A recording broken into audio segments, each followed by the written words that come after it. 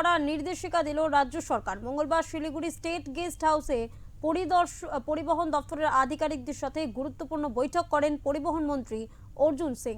সেই বৈঠকে রাজ্যে স্কুল গাড়ির ওপরে বিশেষ নজর দেওয়ার কথা জানালেন পরিবহন মন্ত্রী অর্জুন সিং। তিনি বলেন, স্কুল গাড়িতে ছোট ছোট বাচ্চারা স্কুলে যাচ্ছে, সেই গাড়িগুলোর নিরাপত্তার ক্ষেত্রে খুব খারাপ অভিজ্ঞতা রয়েছে প্রশাসনের। বেশিরভাগ স্কুল গাড়ির কোনো রকম ডকুমেন্টস নেই। এই বিষয়ে এডিএম, আরটিও, এমবিআইদের বাড়তি নজরদারির নির্দেশ দেওয়া হয়েছে।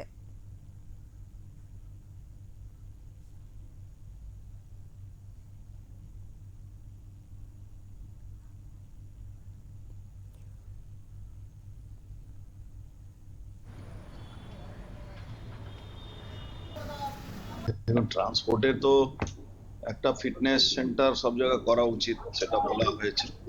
Fitness centre in that sense কি কাগজ কলমে শুধু ফিটনেস না, কালকে গাড়ি অ্যাক্সিডেন্ট করছে বা গাড়ি চলছে, তার সিএফ হয়ে যাচ্ছে, তার রেনুয়াল হয়ে যাচ্ছে, আবার তার প্রবলেম আছে। তো কিছু কাগজ অসাধু শক্ত সব জায়গা তারা ভর করে বসে আছে, যাতে ফিটনেস কাজগুলো ভালো করে হয়। দ্বিতীয় হলো যে বিশেষ করে আমাদের স্কুলগুলোতে ছোট ছোট বাচ্চারা ওই পুল কারে বসে বসে যাচ্ছে। পুল কারের ব্যাপারে খুব খারাপ অনুভব হচ্ছে আমাদের কাছে, কি বেশিরভাগ তার কোনো ডকুমেন্ট নেই, গাড়িগুলোর ডকুমেন্ট নেই।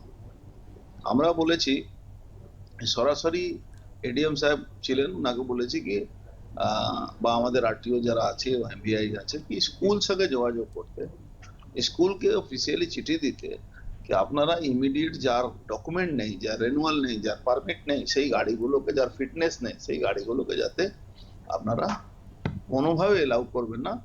ভালো গাড়ি রাখুন, এই গাড়িগুলোকে যার 15 বছর বয়স শেষ হয়ে গেছে, যারা ফিটনেস করাতে হবে না, সম্ভব নেই, সেগুলোকে আপনারা সরান, নালে